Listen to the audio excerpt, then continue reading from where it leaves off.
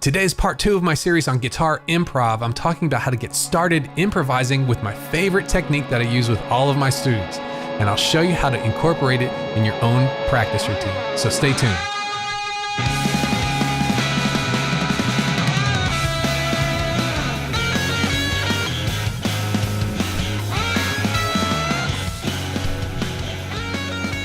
Welcome to part 2 of my series on guitar improv. I'm Lee, and this is the podcast that's determined to make you a better guitar player.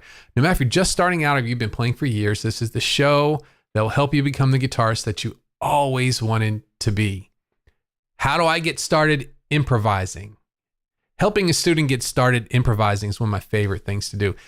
This is a technique I use, and it's so simple, but so eye-opening. And what I really like about this technique is it really puts you on the right path straight away. I've mentioned this a few times in the show already this year, but if you're just getting started or you have an interest, or even if you've been improvising for years, you can try this out. I do this all the time, and if I'm stumped for something to play, I find it always helps me figure something out. It goes like this. First, you're going to start your background track, or whatever, your loop pedal, whatever chords that you're going to play over. And you find your scale that you want. And so the first thing you're going to do is you're going to play whatever you want. Anything that you want with that scale. So say, okay, how does that help me?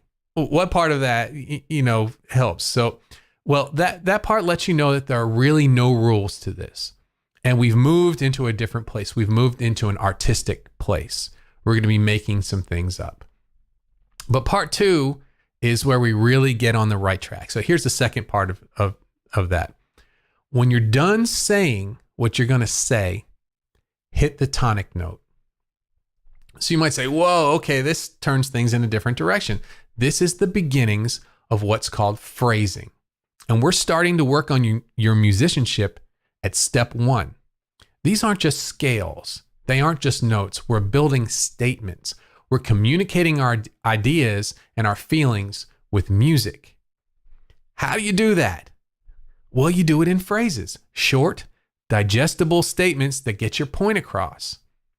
Well, what's the difference between a statement and just a collection of scales and notes? Well, it's the fact that it ends. It has an ending point. It's completed. And once you complete it, you're set up to go ahead and make the next statement. By hitting the tonic note, we've effectively put punctuation at the end of our sentence, a period or an exclamation point. You said something. And what that is, that's entirely up to you, but you said it. So let me give you a little demonstration of that. I'm going to create a little an easy background track with a C major chord.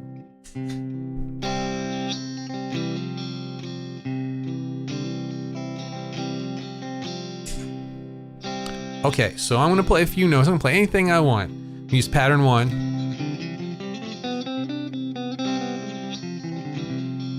And when I'm done saying what I'm going to say, I'm going to end on the tonic note. The tonic notes are here, here, and here in pattern 1. So let's try this.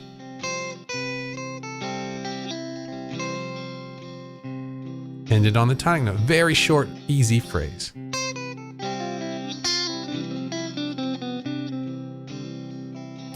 I said something. It went from the note choices I made, and then I had an end to it.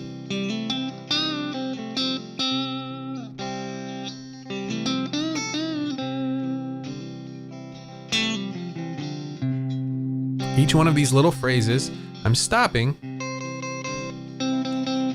on one of the C notes because we're in the key of C, okay? So that resolution to the tonic note, it starts us down the path of using tension to our advantage.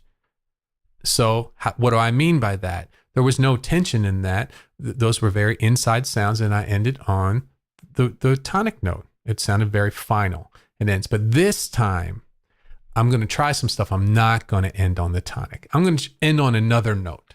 And you tell me how it feels. Let's listen to this.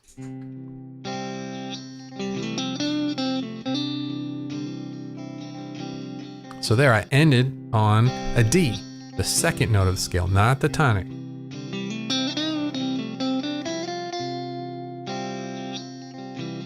Feels kind of up in the air. Feels not, it's not finished yet. And the longer I let that go, the more tension we get. As soon as I hit that tonic note, all the tension goes away. It feels finished.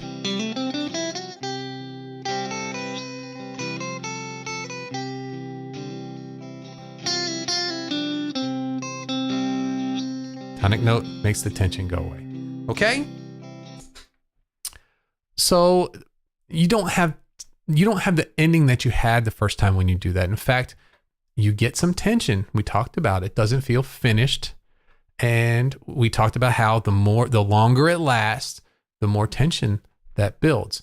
It's a great way. This whole idea, this whole technique that I use is a great way to start your journey in the lead guitar. I love using this, and I hope that you get as much out of it as the many students that I've had so I've helped them start their lead guitar this way. All right, so where do I go from here?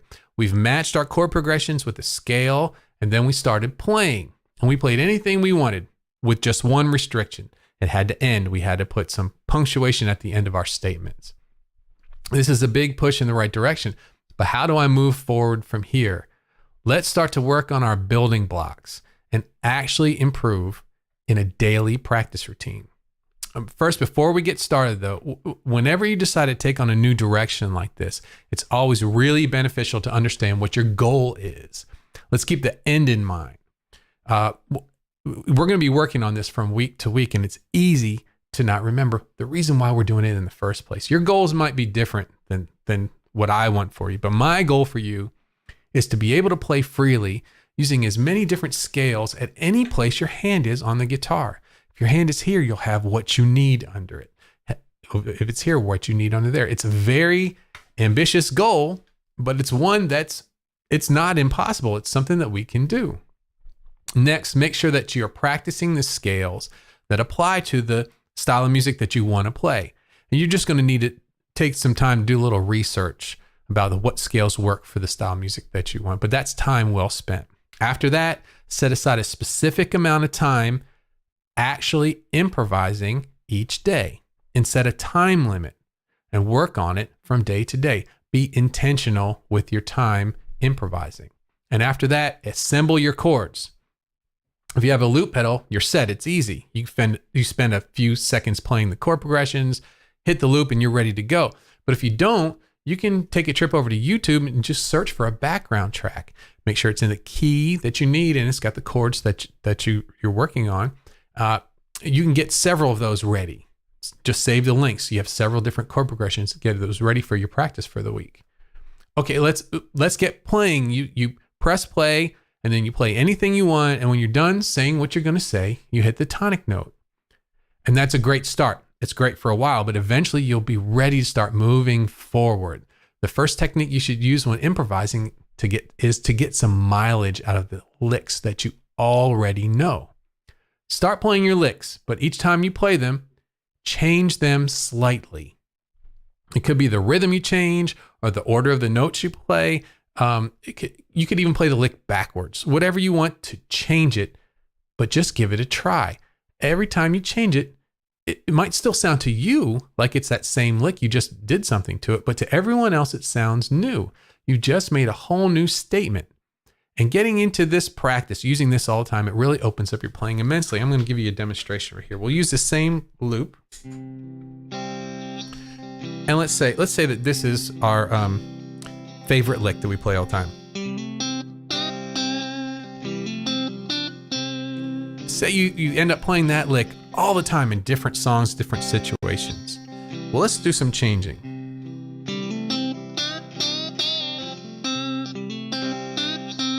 I doubled up one of the bends. Now it's moving forward. It's a little bit different.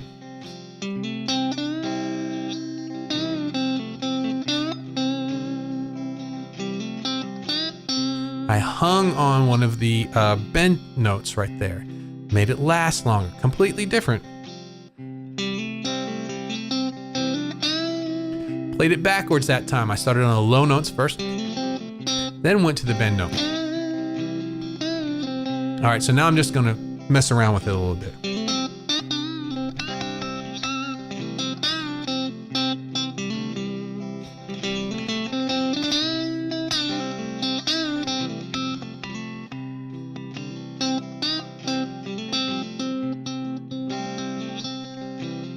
I just played 4 notes. I just stayed on those 4 notes that I played and came up with all sorts of different things. So that's a great way to really start to getting into improv. One easy tip. But in summary, let's talk about what we did today. I went over how to get started improvising, and I talked about how to move forward from there and how to make it a part of your daily practice routine with that little tip there right at the end. So I want to remind you before we get finished, I want to remind you about my free video lesson. It's called Get Your Blues Soloing Under Control. It's the 6 steps I've found that will give you the right foundations for playing killer blues solos in no time at all. I put this lesson together after spending some time with some listeners, excuse me, that I know I knew it could really help them get this together. So I brought it to you thinking it would do the same thing. The easy way to find it is just go to freeblueslesson.com. When you sign up for this, you also get news about my other podcasts and videos and other cool stuff all sent directly to your inbox. So go ahead and check that out at freeblueslesson.com. Thanks for joining me, and stay tuned for part 3 in my series on guitar improv. This is where I'm going to share some improvisation devices on the guitar and some more tips for getting better at improv.